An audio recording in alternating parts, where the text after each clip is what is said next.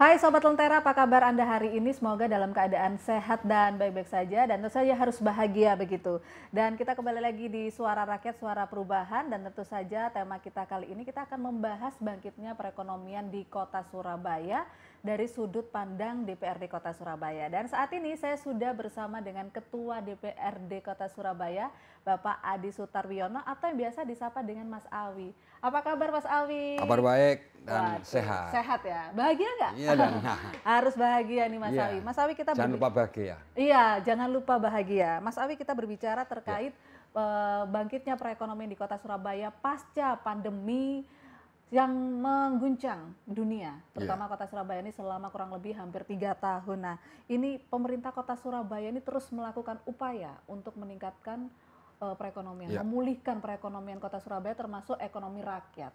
DPRD sejauh ini melihatnya seperti apa untuk bangkitnya perekonomian? Karena kita ketahui bahwa tidak mudah dari yang jatuh, bangkit tertatih-tatih dan sampai sekarang ini sudah berjalan hampir lumayan ya kalau kita lihat ya Pak Ketua. Gimana nih Pak? Yang pertama sejak sebelum bulan Ramadan, Surabaya dinyatakan kawasan zona PPKM level 1 dan setelah itu berbagai pembatasan sosial kemudian dibuka oleh pemerintah sehingga pertumbuhan ekonomi kita berangsur-angsur mulai menaik. Pedagang-pedagang kaki lima, kemudian pelaku UMKM itu tumbuh subur setelah itu dan kemudian DPRD sendiri memberikan support dalam bentuk regulasi dan kemudian penyediaan anggaran dan serta pengawasan kinerja pemerintah Kota Surabaya. Di APBD kita tahun 2022 yang disahkan sekitar tanggal 10 November 2021, kita sudah memperkirakan ekonomi kita akan naik di tahun 2022 ini, sehingga pada saat itu kalangan legislator di DPRD Kota Surabaya mendorong pemerintah kota untuk menaikkan asumsi pendapatan dan kemudian asumsi pertumbuhan ekonominya. Kita waktu itu bisa menyepakati APBD kita disahkan di angka 10,4 triliun. 10,4 triliun ya. Kemudian ini sebagai penanda bahwa ekonomi Surabaya optimis akan bangkit pada tahun 2021 ya, bulan November. Kemudian dialokasi anggarannya juga kemudian kita besarkan anggaran untuk belanja barang dan jasa. Sementara belanja untuk modal kita lebih perpendek gitu, lebih kurangi. Sekitar 5 triliun kita alokasikan untuk belanja barang dan jasa dan 2 triliun atau 40% itu dialokasikan untuk belanja di sektor UMKM. Nah, sehingga pemerintah kota pun juga kemudian mendorong agar berbagai belanja barang dan jasa itu diarahkan untuk belanja UMKM. Misalkan tentang kebijakan pemberian seragam gratis bagi siswa SD dan SMP. Ini tidak beli di pabrikan, tapi melainkan belanja di UMKM itu, ya sehingga pelaku UMKM di mana-mana sekarang semakin tumbuh. Juga kemudian pedagang kaki lima juga kita berikan support, kemudian kita berikan ruang-ruang untuk tumbuh di Kota Surabaya. Kita terutama DPRD ini banyak berpesan kepada pemerintah kota, tolong jangan ada obrakan dulu. Ya, yang penting ekonominya kita tumbuh dulu setelah 2 tahun dihajar pandemi COVID-19. Penelitian itu kalau dirasa tidak terlalu mendesak, tidak terlalu urgent, tolong dibiarkan dulu. Karena menumbuhkan ekonomi ini membutuhkan sinergi antar berbagai sektor dan salah satunya sektor UMKM dan para pedagang kaki lima, juga sektor informal. Kemudian juga ekonomi kreatif juga semakin tumbuh ya. Tempat-tempat wisata dibuka dan salah satunya adalah Romo Kalisari yang sekarang dikenal Romo Kalisari Adventure Land gitu ya, sebagai destinasi wisata baru. Kemudian kawasan Tunjungan juga sudah ramai. Kemudian tempat-tempat yang lain sekarang mulai bermunculan destinasi wisata yang baru, yang kecil-kecil tapi kemudian sudah di upgrade ya untuk menjadi salah satu kawasan healing di kota Surabaya. Misalkan wisata batas kampung di sekitar kawasan Balas Kumprik di Kecamatan Wiyung. Yang seperti itu kecil-kecil itu nanti bakal cukup banyak. Tetap ditata begitu ya, Iya betul. Pak Ketua. Kalau kita lihat bahwa sebenarnya memang pemerintah Kota Surabaya ini terus melakukan kemajuan untuk pertumbuhan perekonomian. Dan kemudian di APBD perubahan kita, asumsi pendapatan kita naik 200 miliar, jadi 10,4 menjadi 10,6. Oke, ini berarti artinya ada peningkatan ya Pak Iya, Ketua. dan kemudian saya kemarin diberitahu oleh Pak Wali Kota Surabaya, pertumbuhan ekonomi kita sekarang sudah melampaui 5%. Kemudian nanti diharapkan di akhir tahun 2022 ini kita sudah menyampai di angka 7%. Itu setara dengan pertumbuhan ekonomi Surabaya sebelum pandemi COVID-19. Oke, kalau kita lihat bahwa sebenarnya menurut DPRD sendiri ini kan tadi Pak Ketua juga sudah menjelaskan bahwa memang memberdayakan UMKM gitu. Nah, bahwa pemerintah Kota Surabaya ini juga memiliki program Epeken, Pak Ketua. Betul. Nah, ini Pak Ketua melihatnya seperti apa? Apakah Epeken ini juga mampu mendongkrak perekonomian di Kota Surabaya? Sejauh ini kami memandang bahwa fasilitas Epeken atau elektronik pasar gitu ya, yang kemudian dalam bahasa Jawanya adalah peken. Iya, peken. Itu salah satu instrumen untuk memfasilitasi transaksi melalui jalur online. Sehingga pada waktu itu dikembangkan di masa pandemi COVID-19, ya, kemudian masyarakat kebutuhan-kebutuhannya bisa dilayani oleh pasar gitu ya. Kemudian sekarang mungkin sudah seharusnya pemerintah kota itu mengembangkan agar Epeken itu menjadi satu aplikasi. Aplikasi yang bisa diakses dengan mudah oleh masyarakat dan juga oleh pelaku-pelaku usaha UMKM. Ya. Belanja sayur mayur, belanja beras, belanja pakaian, ada di situ semua. Gitu. Semua ada termasuk di situ. Seluruh jajaran pemerintah Kota Surabaya, kalau kemudian kepentingan rapat, pertemuan atau meeting atau kegiatan, itu pesan makanannya, makanan dan minuman harus dari UMKM. Dari Epeken. Gitu. Epeken. Ya. Jadi semuanya harus dari Epeken gitu. Ya. Kita akan lanjutkan lagi Pak Ketua. Ya, Sobat Lentera tetaplah bersama kami di Suara Rakyat. Usai jeda kita akan kembali lagi.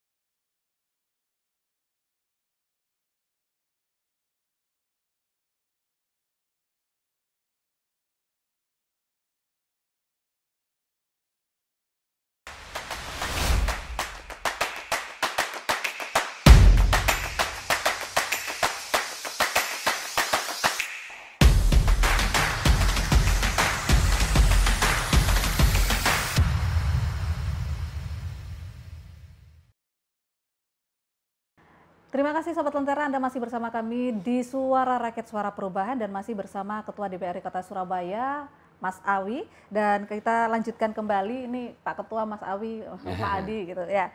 Mas Awi, kalau kita lihat bahwa sebenarnya tadi semua acaranya pemerintah Kota Surabaya, UMKM itu harus dilibatkan menggunakan e-pekan tadi. Artinya ini sudah optimal atau belum yang program saya dari tidak bisa sini? mengatakan itu sudah optimal, tapi kami memandang itu salah satu instrumen untuk mendongkrak ekonomi rakyat. Solusi begitu ya, jalan salah satu keluar. instrumen, alat ya. Instrumen untuk mendongkrak ekonomi rakyat di masa pandemi COVID-19. Dan sekarang setelah kemudian kita bisa mengendalikan pandemi COVID-19 dengan sangat optimis, kemudian sudah saatnya e-pekan itu di-upgrade menjadi aplikasi yang kemudian bisa diakses oleh masyarakat luas. Gitu. Artinya ini untuk mempermudah masyarakat menggunakan e-pekan begitu ya? Ya, salah satunya. Tapi jangan lupa bahwa pasar-pasar rakyat juga kemudian harus dihidupkan, harus dijaga. Karena transaksi jual beli kita selain melalui e-pekan juga masih didominasi oleh transaksi yang bersifat konvensional. Orang datang, kemudian bertemu dengan penjual, dan kemudian terjadilah transaksi barang di situ. Atau makanan, atau minuman, atau sembako gitu ya. Nah, kalau Pak Ketua sendiri melihatnya bahwa tadi sudah ada toko kelontong di situ, UMKM juga ada di situ. Mungkin apakah ada inovasi baru supaya e-pekan ini bisa bermanfaat lebih lagi begitu Pak Ketua? Tentang inovasi ya pasti itu harus dirancang sedemikian rupa. Tapi kan itu ranah eksekutif. Ya. Pada prinsipnya kita mendorong agar e-pekan itu semakin tumbuh dan kemudian semakin menjadi salah satu preferensi masyarakat Surabaya kalau mau belanja. Gitu. Kan sekarang sudah ada aplikasi-aplikasi lain yang dikelola oleh swasta yang bisa mewadai transaksi jual beli antara penjual dan konsumen, gitu. Antara konsumen dengan penjual maksud saya. Gitu. Oke.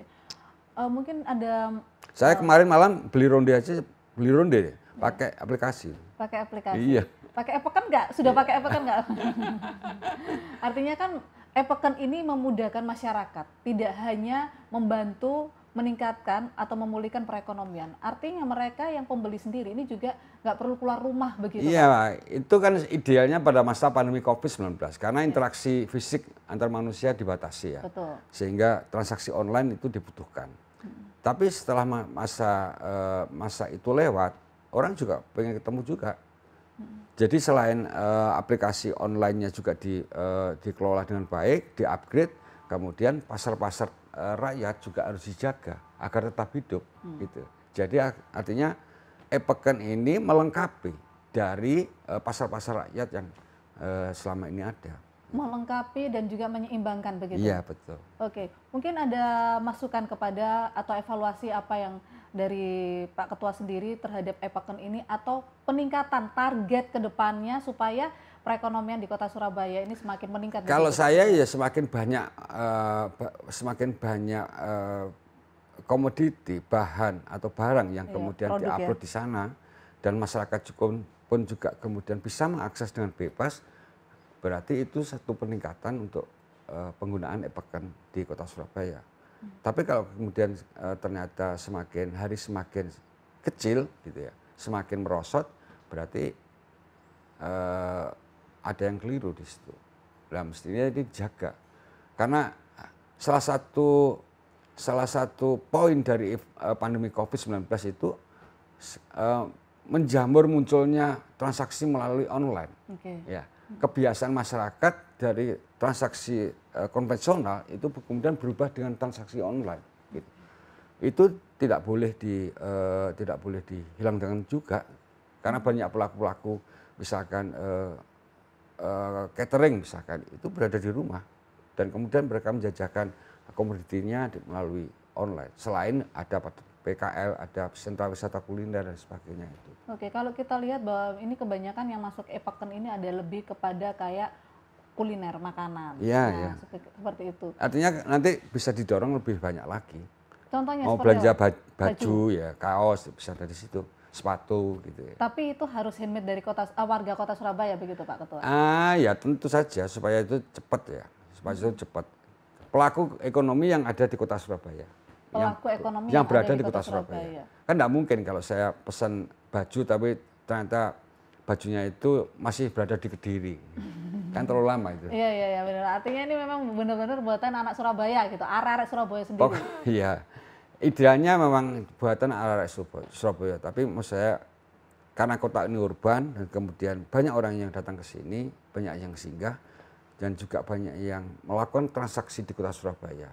Maka yang penting Epocon itu memfasilitasi transaksi yang berada di Surabaya. Selain Epocon sendiri, menurut Pak Ketua, dorongan apa dari DPRD Kota Surabaya terhadap pemerintah Kota Surabaya agar pemulihan ekonomi, kalau kita lihat ini sudah ada peningkatan di Kota Surabaya? Kemarin kami DPRD ini sedang membahas salah satu rancangan peraturan daerah tentang penambahan modal untuk BPR. BPR itu Bank Perkreditan Rakyat, Surya Arta Utama atau BPR SAU. Ya. Kemudian kita dorong agar BPR ini penambahan modalnya itu diperuntukkan untuk ekonomi kreatif UMKM, kemudian untuk koperasi dan kemudian pengembangan BUMD. Ya, supaya BUMD yang milik pemerintah Kota Surabaya ini juga kemudian berkembang gitu. Oke, kalau kita lihat salah satunya itu supporting. Jadi kami ini bekerja sesuai dengan kewenangan kami, yakni melakukan pengawasan, menyusun peraturan, menyusun peraturan dan kemudian menyusun anggaran. Itulah yang kemudian kami kerjakan. Oke, baik, kita akan lanjutkan kembali Pak Ketua. Sobat Lentera, tetaplah bersama kami di Suara Rakyat, Suara Perubahan.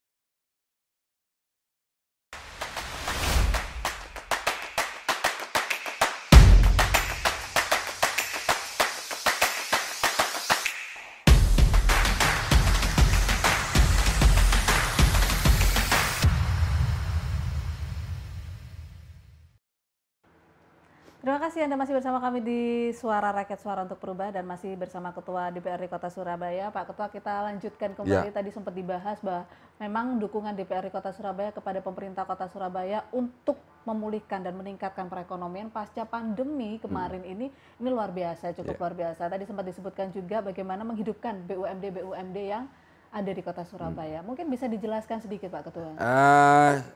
Dari sejumlah BUMD yang ada di Kota Surabaya ini yang hidup dengan sehat itu kan baru satu, PDAM Surya Sembada.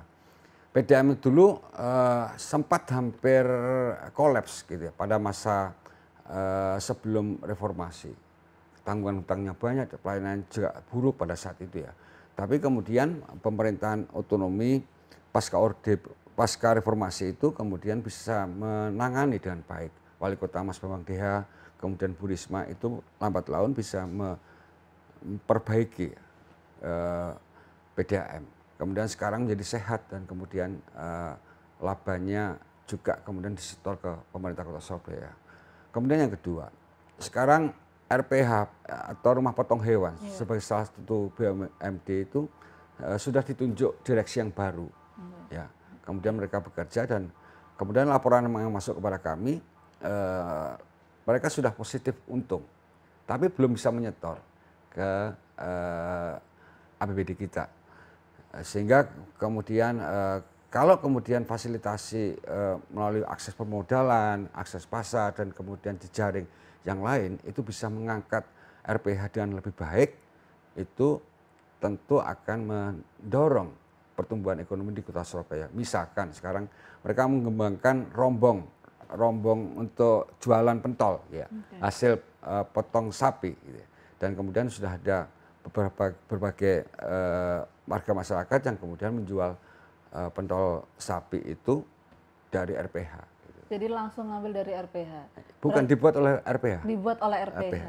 Kemudian yang kedua, yang ketiga, sekarang kita concern untuk memperbaiki PD Pasar ya. Direksinya sudah dibentuk.